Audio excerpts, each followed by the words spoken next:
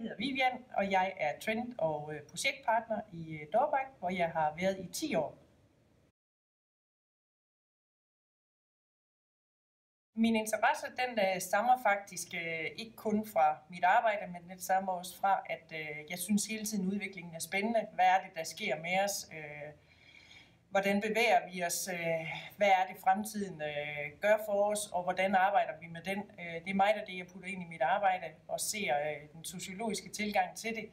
Hvordan vi hele tiden stiller nye krav til vores fritidsinteresser, til vores arbejdsplads, til det, vi omgiver os med.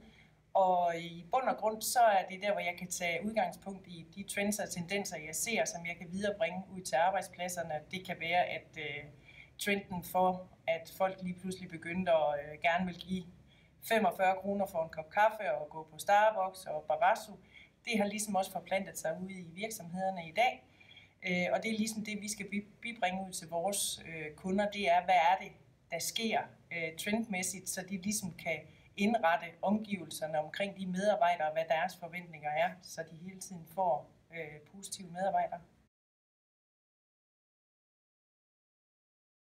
Jamen det er, at vi ser, at medarbejderne bevæger sig mere og mere væk fra de faste arbejdspladser. De vil gerne have mange andre miljøer på arbejdspladsen, det værende som mødeområder, men det vil så også områder, hvor man egentlig kan opholde sig i, hvis man har en lang arbejdsdag, eller man har et job, hvor det er sådan, at man har meget flex arbejde, så man kan være der sent om aftenen, man kan være der tidligere om morgenen. Det kan sætte nogle krav til, at man på et tidspunkt skal kunne mødes med familien og få en kop kaffe, eller man skal kunne møde lidt tidligere ind, og der skal være plads til, at ens barn ligesom kan starte med på arbejdspladsen, inden man afleverer det. Så jeg ser mere og mere, at arbejdspladsen skal understøtte hjemmets funktioner, hvis det er sådan, man forventer, at man skal kunne gøre brug af de her fleksible arbejdsmiljøer.